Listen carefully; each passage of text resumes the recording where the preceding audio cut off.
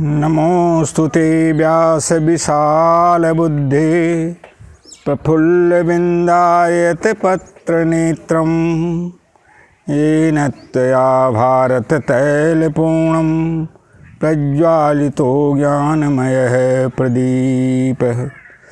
नमोस्तुते व्यास विशाल बुद्धे फुल्लारविन्दायत पत्रनेत्रं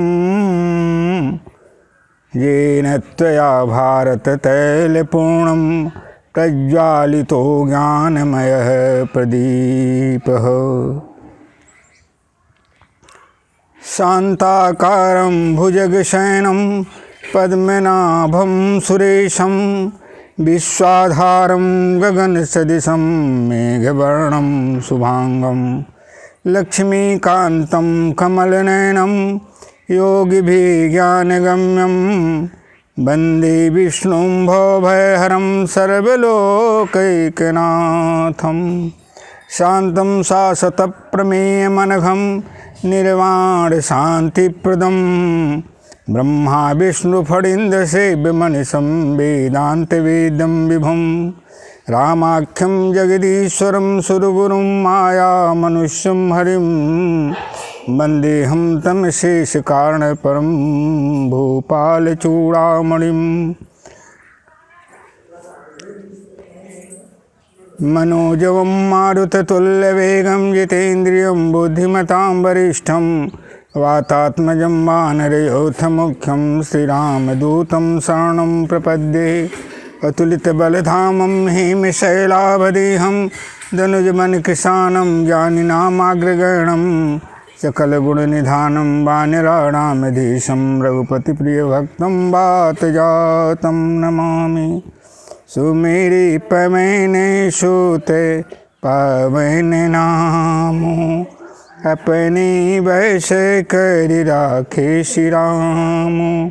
पवन तनय बीने मनमोहनुमाना राम जासु जस अपूब खाना।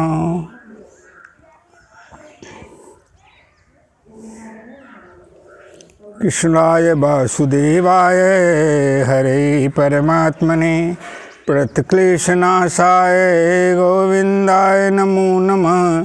वासुदेवै सुतं देवै कंसचारूरमर्दनं देवकी परमानन्दं वन्दे कृष्णं जगद्गुरुं। नारायणं नमस्कृत्य नरं चैव नरोत्तमं देवीं सरस्वतीं व्यासं ततो जयमुदीरयेत्। श्रीकृष्ण गोविंद हरे मुरारे हे नाथ नारायण वासुदेव। जिह्वे पिबस्वामृतमेतदेव गोविंद दामोदर माधवेति।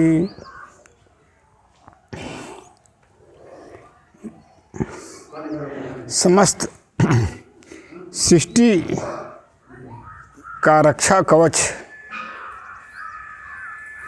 है धर्म एवं आयुर्वेद चिकित्सा पद्धति। आइए हम जानें कि हम स्वस्थ जीवन कैसे प्राप्त करें और स्वस्थ जीवन का आधार क्या है। आयुर्वेद अपनाएं, स्वस्थ जीवन पाएं। निर्दोष चिकित्सा पद्धति है आयुर्वेद चिकित्सा पद्धति। अपने जीवन में हर मानव को आयुर्वेद की चिकित्सा पद्धति को अपनाते हुए स्वस्थ जीवन, आरोग्यमय जीवन प्राप्त करने के हेतु सतत प्रयास करना चाहिए। जितनी भी चिकित्सा पद्धतियां हैं, विशेषकर सभी में आयुर्वेद चिकित्सा पद्धति सर्वोपरि चिकित्सा पद्धति है, क्योंकि इनकी दवाओं में समस्त रूप से प्रकृति से पूरा सामंजस्य है और प्रकृति द्वारा प्रदत्त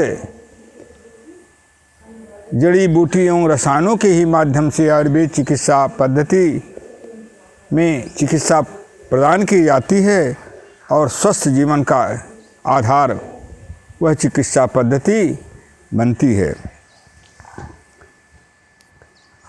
आइए स्वस्थ चिकित्सा पद्धति के आयुर्वेद के सिद्धांतों के बारे में जानें। हमारे जीवन में आयुर्वेद की महत्ता क्यों है?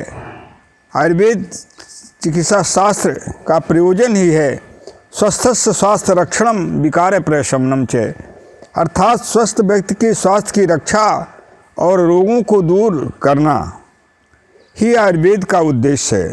स्वस्थ व्यक्ति की स्वास्थ्य रक्षा कैसे हो, इसके संदर्भ में आचार्य बागभट्ट जी अष्टांग संग्रह में लिखते हैं, चिकित्सा बागभट्टस्य निदानम परिवर्जनम, अर्थात बागभट्ट जी के अनुसार जिन कारणों से रोगों की उत्पत्ति होती हो उन कारणों का परित्याग अर्थात उनसे शरीर को दूर कर देना ही चिकित्सा है। जीवन धारण हेतु मुख्य 3 आधार हैं। प्रथम आहार, दूसरा विहार, तीसरा संयम। प्रथम आहार पर प्रकाश डालना परम आवश्यक है, क्योंकि सूत्र है कलौनान्नम गते प्राणः, कलौनान्नम गतः प्राणः, अर्थात कली युग में आहार के बिना मनुष्य जीवित नहीं रह सकता है। आहार भी 2 प्रकार का है, शाकाहार जिसमें खाद्य पदार्थों के अंतर्गत अन्न, जल, फल, दूध इत्यादि अनेकों का समावेश है। दूसरा मांसाहार है, किंतु यह आयुर्वेद के अनुसार उसी अवस्था में लिया जाए जब उसके बिना जीवन धारण करना असंभव हो जाए। किसी भी प्रकार से यदि प्राण रक्षा न हो सकती हो और मांसाहार करना ही उसमें एक व्यवस्था रह चुकी हो, ऐसी स्थिति में मांसाहार का प्रयोग भी करके जीवन की रक्षा यदि की जाए तो वह दोषपूर्ण आयुर्वेद के अनुसार नहीं माना जाता है। किंतु आज जिह्वा लोलुपता बस स्वाद हेतु मांसाहार का प्रयोग किया जा रहा है, जो सर्वथा वर्जित है। आहार सेवन के नियम में लिखा गया, आचार्य बागभट्ट के अनुसार अष्टांग हृदय में बागभट्ट जी लिखते हैं कि आमाशय का 4 भाग करें, उसका 2 भाग भोज्य पदार्थों से अर्थात अन्न, फल, दूध आदि से पूर्ण करें, 1 भाग जल से पूर्ण करें और 4था भाग खाली छोड़ दें, जिससे वात पित्तादि दोषों को कार्य करने में पूर्ण रूप से सरलता प्राप्त हो सके। यह आहार ग्रहण के नियमांतर्गत निर्देश है। स्वस्थ जीवन हेतु इनका सदा सर्वदा पालन करना चाहिए।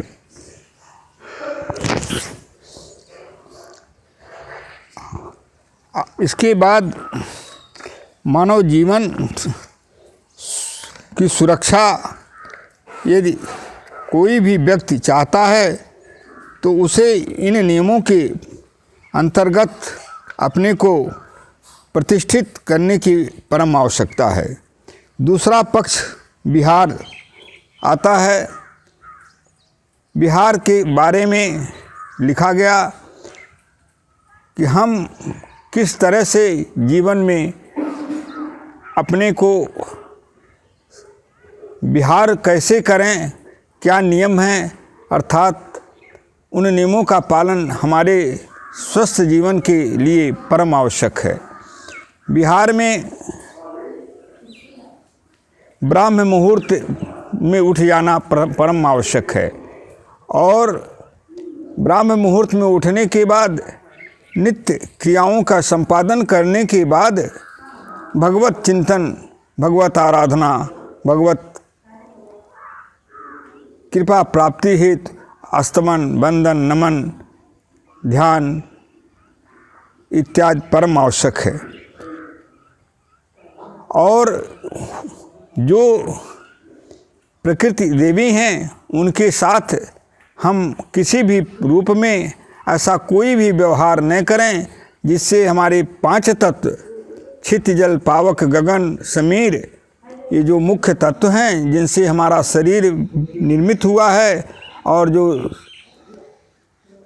जिनके प्रदूषण से रोग वृद्धि और रोग प्राप्ति में किसी भी प्रकार से हम बच नहीं सकते हैं, उनके प्रति हम सावधान रहें, उनको स्वच्छ बनाए रखें, उनके साथ तादात्म्य स्थापित करके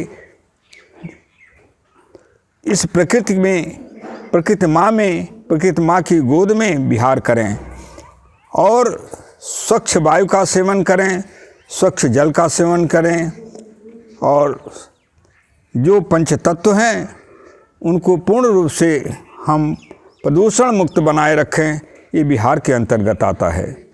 इसलिए स्वस्थ जीवन के लिए दूसरा पक्ष विहार है। आहार के बाद विहार का स्थान है, उसे पूर्ण रूप से हम और हमारे आसपास के लोगों के रहने वाले लोगों को भी प्रेरित करते हुए प्रदूषण मुक्त बनाए रखें और प्रदूषण रहित वातावरण में जीने का सतत प्रयास करें और उसमें जिएं। आहार, विहार, संयम। संयम के अंतर्गत इंद्रिय के नियमन अर्थात इंद्रियों का अपने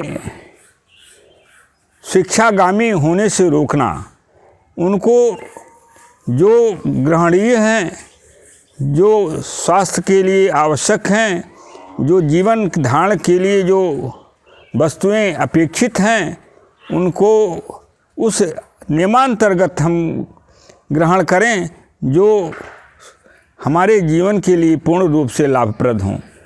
स्वास्थ्य से अहितकर किसी भी प्रकार का ऐसा इंद्रियों के वशीभूत जिह्वा लोलुपता बस कोई ऐसा भी काम न करें जो जिससे हमारा संयम टूटता हो और हम रोगग्रस्त बनते हों। आज खाद्य पदार्थों में इंद्रिय के वशीभूत होकर हमें यह ज्ञान ही नहीं है कि कौन सा पदार्थ खाने से और किस शास्त्रों में किन किन रोगों की उत्पत्ति होती है, और न तो हमें अपनी प्रकृति का ज्ञान है और न तो आहार के नियमों का ज्ञान है। इसलिए उनको अब जानते हुए आयुर्वेद के सिद्धांतानुसार जीवन को अपने प्रतिष्ठित करते हुए स्वस्थ जीवन प्राप्त करें। कुछ विरुद्ध आहार हैं, जैसे दूध और मछली विरुद्ध आहार हैं। समभाग मधु और घृत विष के तुल्य हो जाता है, इनका कभी भी सेवन वर्जित है। इसी तरह से तमाम विरुद्ध आहार हैं और तमाम ऐसे खाद्य वस्तुएं हैं जो हम सेवन करते रहते हैं और इंद्रियों के लोलुपता बस हम इसका विवेचन ही नहीं करते हैं कि यह ग्राह्य है अथवा अग्राह्य है। इसलिए हमें आहार विहार के बाद संयम, इंद्रिय निग्रह, जो ऐसी वस्तुएं जिनके दर्शन मात्र से हमारी इंद्रियां जो सही कार्यों में प्रवृत्त होनी चाहिए वे बदल जाती हैं और वे निकृष्ट अर्थात अधोगामी हो जाती हैं। जैसे अश्लील दर्शन, अश्लील पदार्थ, अश्लील भाषण, अश्लील चित्रों को देखना, अश्लील क्रियाओं के प्रति आकर्षण, ये सारी चीज़ें इंद्रिय निग्रह के अंतर आती हैं। इनसे वर्जित रखना स्वस्थ जीवन के आधार में आता है। इसलिए पापाचरण जो मनुष्य को महान विपत्ति का कारण बनता है, उससे बचने के लिए इंद्रिय निग्रह ही एक साधन है जो हमें उससे रोकता है। अथवा तामसी आहार भी उसमें एक मुख्य कारक है जो हमें विनष्ट होने की तरफ उन्मुख करता है। तो पाप से बचें, और पाप से तभी बच सकते हैं हम जब इंद्रिय निग्रह करेंगे, इंद्रियों पर नियंत्रण रखेंगे, इंद्रियां हमारे वशीभूत होकर के चलें, हम इंद्रियों के वशीभूत होकर के कोई भी आचरण न करें, तब इंद्रिय निग्रह संभव होता है। और तामसी आहार सर्वथा निकृष्ट श्रेणी में आता है, जिसमें मांस भोज मुख्य रूप से है, और उसका कदापि सेवन न करें और उससे पूर्ण रूप से वर्जित रखें। मद्यपान, इंद्रिय निग्रह न होने के कारण लोग मद्यपान में प्रवृत्त हो रहे हैं, और आए दिन अनेकों दुर्घटनाएं, अनेकों तरह के आचरण भ्रष्ट कार्य संसार में हो रहे हैं, और उसमें सिर्फ उनकी विवेक शक्ति का विनाश हो रहा है, अपने जीवन को भी विनष्ट कर रहे हैं, और पूरे समाज में एक दूषित वातावरण का निर्माण कर रहे हैं। और समाज आज उन परमुखापेक्षी बुद्धि के कारण ऐसे कार्यों के प्रति उन्मुख होकर के विनष्ट हो जाता है। इसलिए लिखा गया है कि हमेशा दुष्टों का संग मत करें, उनसे संपर्क संबंध दूर रखें, और सज्जनों का संग करें, जिससे हमारी मनोवृत्ति में सुधार हो, हम अच्छे कार्य में प्रवृत्त हो सकें, अच्छे वातावरण का निर्माण कर सकें, अच्छे परिवार को जन्म दे सकें। विश्व ही परिवार है ऐसा मानकर हमें अच्छे वातावरण, अच्छे समाज के प्रति अपना दायित्व समझते हुए अच्छे समाज के निर्माण की तरफ हमेशा कार्यशील होना चाहिए। क्योंकि हमारे वेद भगवान कहते हैं वसुधैव कुटुंबकम, और वेद की कल्पना है। वेद भगवान कहते हैं सर्वे भवन्तु सुखिनः सर्वे सन्तु निरामया सर्वे भद्राणि पश्यन्तु मा कश्चित् दुःखभाग् भवेत्। सर्वे भवन्तु सुखिनः, सारे लोग सुखी हों। सर्वे सन्तु निरामया, सारे लोग रोग रहित हों। सर्वे भद्राणि पश्यन्तु, सभी लोगों का कल्याण हो। माँ कश्चित् दुख भाग भवेत्, किसी को दुख न प्राप्त हो, ऐसा हमारे वेद भगवान की वाणी है। इस वाणी को साकार करने के लिए हमें राम राज्य की और भगवान राम के अनुशासन और उनके शासन और उनके क्रियाओं और जीवन की पद्धति से अनुसरण करते हुए जीवन जीने का सतत प्रयास करना चाहिए। क्योंकि भगवान राम साक्षात धर्म के अवतार हैं और समस्त चराचर जगत में जिनकी सत्ता व्याप्त हो, रमन्ते यह सर्वेषां च राम है, जो समय रमण करते हैं वे राम हैं। उनके अनुशासन, उनके जीवन के जो कार्य हुए हैं उनके जीवन में, और जिस तरह से उन्होंने जीवन जीने का एक आदर्श प्रस्तुत किया है, उसको अनुकरण करते हुए जीवन जीने का प्रयास करना चाहिए। भगवान राम की शासन पद्धति क्या रही है, उसके बारे में अवलोकन करें। दैहिक दैविक भौतिक तापा, दैहिक दैविक भौतिक तापा, राम राज्य में है कहूँ न व्यापा, राम राज्य में है कहूँ न व्यापा। 3 तरह के ताप होते हैं जिससे मनुष्य कष्ट में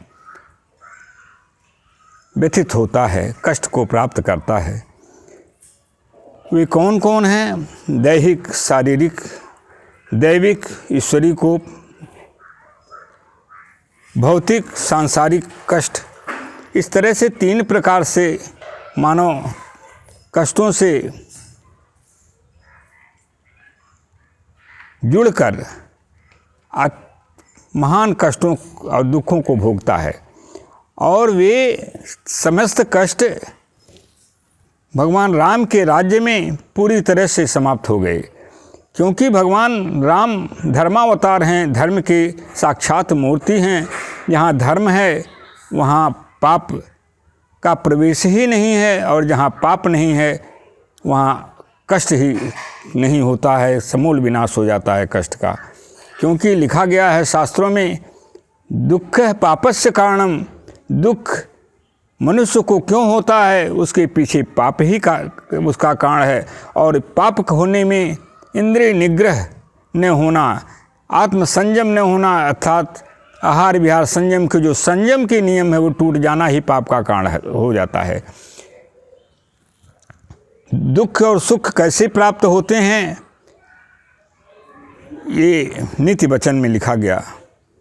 शुभेन कर्मणा सौख्यम दुःखम पापेन कर्मणा, शुभेन कर्मणा सौख्यम दुःखम पापेन कर्मणा, कृतं फलति सर्वत्र न कृतं भुञ्जते क्वचित्, कृतं फलति सर्वत्र न कृतं भुञ्जते क्वचित्।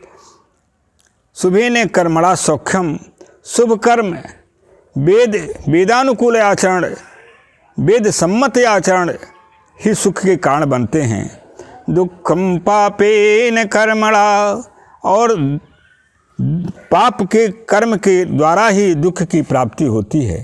यदि पाप कर्म न हो मानव से तो उसे दुख प्राप्त ही नहीं होगा, उसका पूरा जीवन सुखमय ही सुखमय बीतेगा। शुभेन कर्मणा सौख्यम दुःखम पापेन कर्मणा, कृतं फलति सर्वत्र न कृतं भुञ्जते क्वचित्। कृतं फलति सर्वत्र, जो मनुष्य करता है वह सर्वत्र, जैसा जैसा लोग जैसा कर्म करते हैं वैसे वैसे उनके फलों के भोग उनके साथ जुड़ जाते हैं। ना कृतं भुञ्जते क्वचित्, बिना किए हुए कोई भी व्यक्ति उसके परिणाम को नहीं भोगता, अर्थात वह परिणाम से वंचित हो जाता है। इसलिए हमेशा शुभाचरण करें, शुभाचरण करेंगे तो पूर्ण होगा, पूर्ण होगा तो निश्चित ही सुखमय जीवन होगा। और यदि अशुद्धाचरण करेंगे, अशुभ कामों को करेंगे, पापमय कार्यों में प्रवृत्त होंगे तो सुनिश्चित है किसी भी प्रकार से आप सुख शांति एवं आरोग्य नहीं प्राप्त कर सकते हैं। दिन रात आपको कष्ट ही कष्ट भोगने की स्थिति बने रहेगी और कभी भी आपका जीवन निर्बाध सुखमय अवस्था नहीं प्राप्त कर सकता। इसलिए शास्त्र की मर्यादा, वेद की मर्यादा के अनुसार जीवन जीने का प्रयास करें। और जीवन जीने का प्रयास ही नहीं अपितु जीवन जिए, इसी में हमारा आप और समस्त विश्व का कल्याण है। समृद्धि के बारे में आज सारे लोग समृद्धि अर्जन के लिए अनेक पापाचरणों में प्रवृत्त होकर के अनेकों पाप कर्मों को करते हुए आत्म कल्याण को नष्ट करते हुए स्वयं को अधोगति में डालते हैं।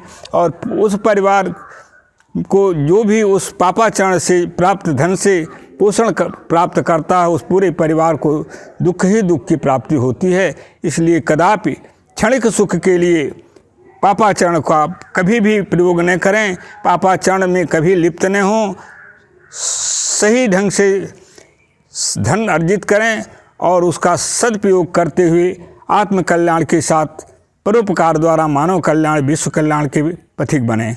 इस तरह से हमारे जीवन का जो मुख्य आधार है, जिस हेतु यह जीवन मिला है, जिस हेतु माँ की कृपा से, ममतामयी माँ की दया से ये जो जीवन मिला है, प्रभु की कृपा से जो ये जीवन मिला है, उसे आत्म कल्याण के साथ विश्व कल्याण में नियोजित करें और सर्वथा सदा शुभ कर्मों में ही अपने को प्रवृत्त करें, धर्माचरण करें, धर्म का पालन करें और दूसरों को भी एक आदर्श मानव के रूप में प्रतिष्ठित होते हुए दूसरों को भी कि उस अनुकरण को करने के लिए एक प्रेरणा स्रोत बने।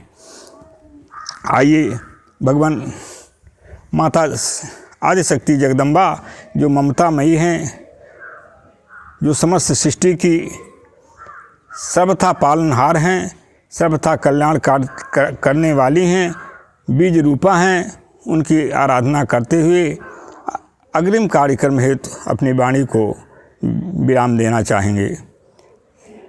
या श्री स्वयं सुकृतीनां मौने सुलक्ष्मी पापात्मनां कृतधियां हृदये सुबुद्धि श्रद्धा सतां कुलजन प्रभवे सुलज्जा तां तां नतास्मि परिपालय देवी विश्वं दुर्गे स्मिता हर्षि भीतिमिशेषजन्तो स्वस्थस्मिता मतिमतीव शुभां ददासि दारिद्र्य दुःख वैहारिणी का त्वदन्या सर्वोपकार करणाय सदार्धचित्ता असुतासुरै पूर्वमभीष्ट संशयात् तथा सुरेन्द्रेण दिनेश सेविता करोतु सानः शुभ हेतुरीश्वरी शुभानि भद्राणि अभिहन्तु चापद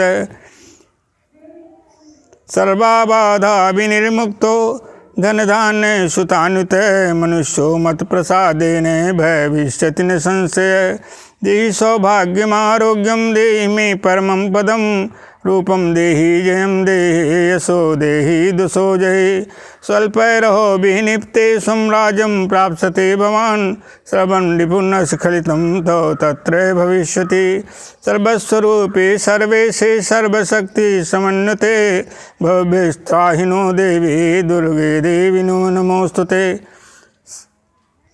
सर्वतो भामिनि शरणागतोऽस्मि जननी माता शरणं वरणं शरणं अम्बे माता। समस्त विश्व में रहने वाले शिष्ट के कल्याण में अहरनिश अपने समय का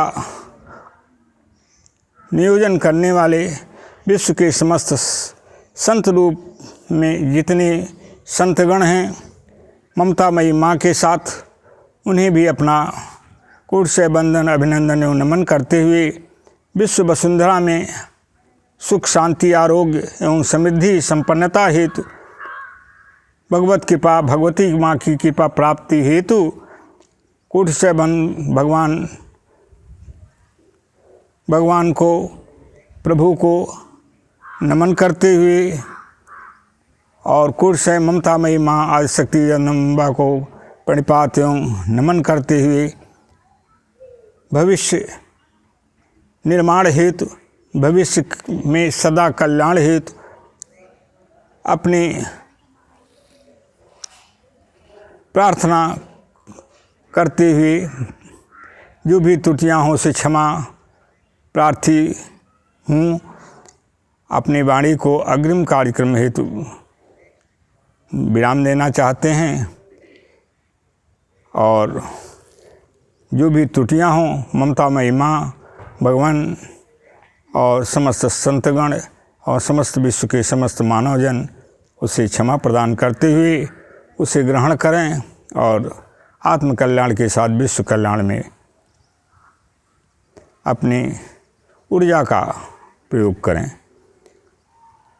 ओम पूर्णमदः पूर्णमिदं पूर्णात् पूर्णमुदच्यते पूर्णस्य पूर्णमादाय पूर्णमेवावशिष्यते।